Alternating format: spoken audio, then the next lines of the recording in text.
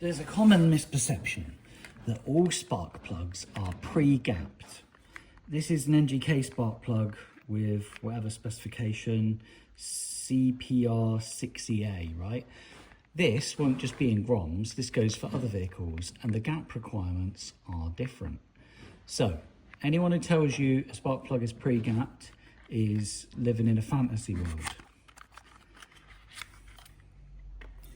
Now this is my gap tester, and it has a little hole in it.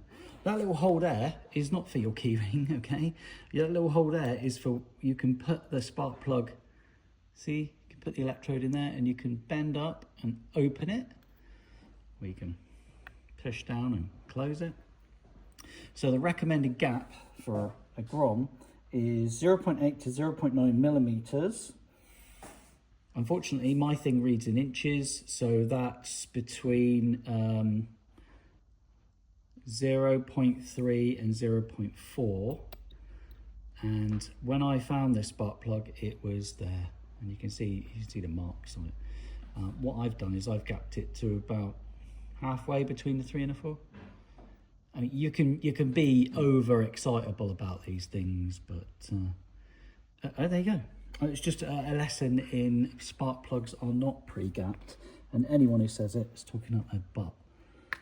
But it's pretty clear this motorcycle needs a replacement spark plug. And I've done its oil and its spinner and its air filter, and I've really cleaned out the engine of all of the dross. It's got an exhaust on it, although I'm waiting for some nuts. And this is supposed to have had a service, full service, that's what's stamped in it, from a dealer. So it's got full service history. But that there, I'm going to say, fine, no big deal. That plug could have gone off because it's been used in Devon. It's not the prettiest of plugs in the world, but I don't blame them for that. But the air filter was a little bit unforgivable. Last thing is the threads on a plug, okay? A lot of people, what they do is they get something and they put anti-seize on here or whatever kind of lubrication that they want. There's a couple of problems with that. And if you check it out yourself on NGK's website, you'll find that the plug actually has a sacrificial layer of zinc. So it already has its anti-seize layer on it as best that they can do. And should you lubricate these, what will happen is when you torque the plug in, it will over torque. So if you click it at like 24 newton meters, it will actually turn out to be 36, 38, which is in excess of what this plug should be torqued at. So there's your toolbox torque on spark plugs. If you're replacing them regularly, there's absolutely no need for you to do anything about the threads, and I'm sure you've done it a million years and you've never had a problem. There's always somebody who comes up with that, isn't there? I've run my motorcycle on mud for all its life. I've never had a problem. Of course you have. I don't need to, I do enough spark plugs that I don't need to worry about torques. Anyway, there's its oldie goldie. And we're nearly there. We're nearly to completion. I'm so happy this has gone very well, and I'm trying to look after it, and I've even got an exhaust with a cat. What do you want from me? All right, looking half decent.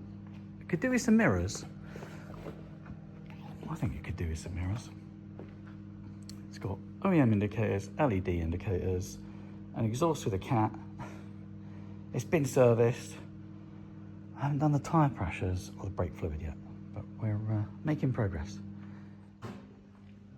I know it's all serviced up and batteries charged up on it. Aha! I'm excited. Wicked.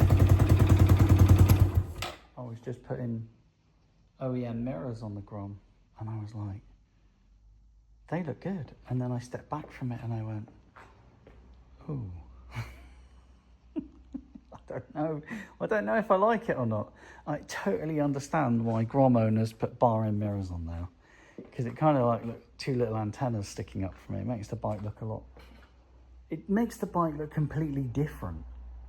What? What? It does. Oh. What do we do? Clean the mirrors. Wipe the display. I'm going to give it some thought.